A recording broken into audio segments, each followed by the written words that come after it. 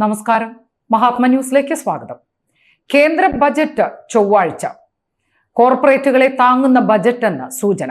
കർഷകരും സാധാരണക്കാരും ഭാരം താങ്ങി തളരും. മൂന്നാം നരേന്ദ്രമോദി സർക്കാരിന്റെ സമ്പൂർണ്ണ ധനകാര്യ ബജറ്റ് 23-ാം തീയതി ചൊവ്വാഴ്ച ലോക്സഭയിൽ അവതരിപ്പിക്കും. ധനകാര്യമന്ത്രി നിർമ്മല സീതാരാമനാണ് ബജറ്റ് അവതരിപ്പിക്കുക. ഈ ബജറ്റ് മോഡി സർക്കാരുകളുടെ കഴിഞ്ഞകാല ബജറ്റുകളെക്കാൾ സാധാരണ ജനങ്ങൾക്ക് വലിയ ഭാരമായിരിക്കാനാണ് സാധ്യത. തെരഞ്ഞെടുപ്പിൽ കാര്യമായി വിജയം നേടുവാൻ കഴിയാതെ വന്ന സാഹചര്യത്തിൽ ജനപ്രിയ ബജറ്റ് ഇപ്പോൾ അവതരിപ്പിക്കേണ്ട കാര്യമില്ല എന്ന നിലപാടിലാണ് പ്രധാനമന്ത്രി നരേന്ദ്രമോദിയും BJPയുടെ മുതിർന്ന നേതാക്കളും. രാജ്യത്തെ പ്രമുഖ വ്യവസായികളായ അംബാനി, അദാനി തുടങ്ങിയ കോർപ്പറേറ്റ് സ്ഥാപന ഉടമകൾക്ക് മാത്രം സഹായകരമായ നിലപാട് തൽക്കാലം സ്വീകരിക്കുക എന്ന തന്ത്രമായിരിക്കും ധനകാര്യമന്ത്രി കൈക്കൊള്ളുക. രാജ്യത്ത് നിലവിലെ സാമൂഹിക സാമ്പത്തിക സ്ഥിതിഗതികൾ സാധാരണ ജനങ്ങളെയും പാവപ്പെട്ടവരെയും അതുപോലെ തന്നെ കർഷക ജനതയെയും വലിയ തോതിൽ ദുരിതത്തിലാക്കിയിരിക്കുകയാണ്. ഇന്ത്യയുടെ ജനസംഖ്യയിൽ ഭൂരിഭാഗം വരുന്ന കർഷകരും കർഷക തൊഴിലാളികളും കഴിഞ്ഞ 10 വർഷക്കാലമായി നിരന്തരം പലതരത്തിലുള്ള ദുരിതങ്ങൾ അനുഭവിച്ചു വരികയാണ്. സഹികെട്ട കർഷകർ സംഘം ചേർന്ന് ഡൽഹിയിൽ ഒരു വർഷം സമരം നടത്തിയ സാഹചര്യവും നാം കണ്ടതാണ്. സമരം നടന്ന സാഹചര്യങ്ങളിൽ അവർക്ക് അനുകൂലമായ ഒരു തീരുമാനവും എടുക്കാതിരുന്ന കേന്ദ്ര സർക്കാർ ലോക്സഭാ തെരഞ്ഞെടുപ്പ് വന്നപ്പോൾ കർഷക രോഷം ഭയന്ന് ഉന്നയിച്ച കർഷക ദ്രോഹ നിയമങ്ങൾ പിൻവലിക്കാൻ തയ്യാറായി. രാജ്യത്ത് 40 കോടിയോളം ആളുകൾ പണിയെടുക്കുന്നത് വ്യവസായ മേഖലയിലും നിർമ്മാണ മേഖലയിലുമാണ്. ഇപ്പോഴും അസംഘടിത തൊഴിലാളികളുടെ പട്ടികയിലാണ് ഈ വിഭാഗമുള്ളത്.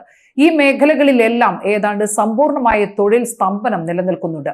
സർക്കാരിന്റെ അഭിമാന സ്ഥാപനങ്ങളായിരുന്ന പല വൻകിട കോർപ്പറേറ്റുകളും സ്വകാര്യ മുതലാളിമാർക്ക് വിൽക്കുന്ന നിലപാടും തൊഴിൽ രംഗത്ത് വലിയ പ്രതിസന്ധി ഉണ്ടാക്കി. രാജ്യത്തെ ഏറ്റവും പാവപ്പെട്ട ജനങ്ങൾക്ക് വലിയ അനുഗ്രഹമായിരുന്നതാണ് മഹാത്മാഗാന്ധി തൊഴിലുറപ്പ് പദ്ധതി. ഈ പദ്ധതിക്ക് കോൺഗ്രസ് സർക്കാരിന്റെ കാലത്ത് 1 ലക്ഷത്തോളം കോടി രൂപ ബജറ്റിലൂടെ നീക്കിവെച്ചിരുന്നു. നരേന്ദ്രമോദി സർക്കാർ അധികാരത്തിൽ വന്ന ശേഷം ഈ പദ്ധതിക്കെതിരെയുള്ള നിലപാടാണ് സ്വീകരിച്ചത്. തൊഴിലുറപ്പ് പദ്ധതിക്ക് നീക്കിവെക്കുന്ന തുക വലിയ തോതിൽ വെട്ടിക്കുറച്ച് കഴിഞ്ഞ ബജറ്റിൽ രാജ്യത്തെ എല്ലായിടത്തുമായി അനുവദിച്ച തുക വെറും 20,000 കോടിയോളം രൂപയായിരുന്നു.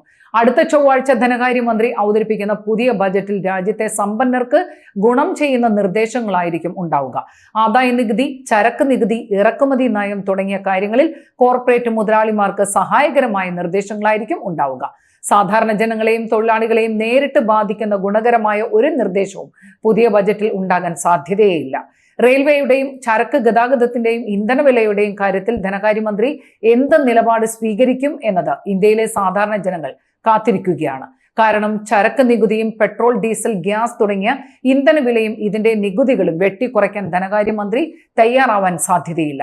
മാത്രവുമല്ല, എന്തെങ്കിലും ന്യായങ്ങൾ നിരത്തി ഇന്ധനവിലയിൽ ചെറിയ തോതിലെങ്കിലും വർധനവിനായിരിക്കും നിർദ്ദേശമുണ്ടാവുക.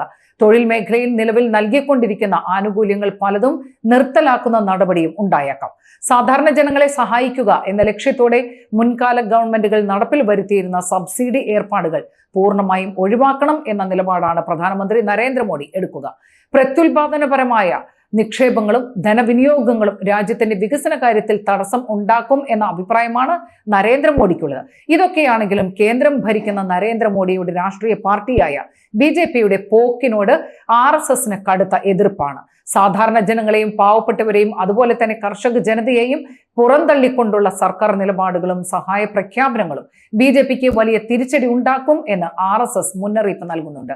എല്ലാ പരിധികളും ലംഘിച്ചുകൊണ്ട് അധികാരം വിരലിലെണ്ണാവുന്ന കോർപ്പറേറ്റ് മുതലാളിമാരെ സഹായിക്കാൻ വേണ്ടി മാത്രം ഉപയോഗിക്കുന്നതിന് RSSന് എതിർപ്പുമുണ്ട്. 2ാം നരേന്ദ്രമോദി സർക്കാരിന്റെ കാലത്തും സമ്പന്നരെ മാത്രം സഹായിക്കുന്ന നിലപാടെടുത്തതാണ് ഈ ലോക്സഭാ തെരഞ്ഞെടുപ്പിൽ BJP എന്ന പാർട്ടിക്ക് തിരിച്ചടി ഉണ്ടാകാൻ കാരണമെന്നും RSS മേധാവി പരസ്യമായി പറഞ്ഞു വെച്ചിട്ടുണ്ട്. പ്രാധാന്യമുള്ള തെരഞ്ഞെടുപ്പുകൾ ഒന്നും മുന്നിൽ ഇല്ലാത്തതുകൊണ്ട് പുതിയ നരേന്ദ്രമോദി സർക്കാരിന്റെ ആദ്യ സമ്പൂർണ്ണ ബജറ്റിൽ മുതലാളിമാർക്ക് മാത്രം ആനുകൂല്യങ്ങൾ പ്രഖ്യാപിക്കുന്ന തീരുമാനങ്ങളാകും പുറത്തുവരിക എന്നാണ് അറിയുന്നത്. തെരഞ്ഞെടുപ്പ് അടുക്കുമ്പോൾ മാത്രം സാധാരണക്കാർക്ക് ആനുകൂല്യ പ്രഖ്യാപനം നടത്തുക എന്ന തന്ത്രം അധികാരത്തിലെത്തിയ അന്നു മുതൽ BJPയും പ്രധാനമന്ത്രി നരേന്ദ്രമോദിയും തുടർന്നു വരുന്നതാണ്. അതുകൊണ്ട് തന്നെ അടുത്ത ചൊവ്വാഴ്ച പാർലമെന്റിൽ അവതരിപ്പിക്കുന്ന പുതിയ ധനകാര്യ ബജറ്റ് ഇന്ത്യയിലെ പാവപ്പെട്ട ജനങ്ങൾക്ക് ഭാരം മാത്രമായിരിക്കും സമ്മാനിക്കുക എന്നാണ് കരുതപ്പെടുന്നത്. നന്ദി, നമസ്കാരം.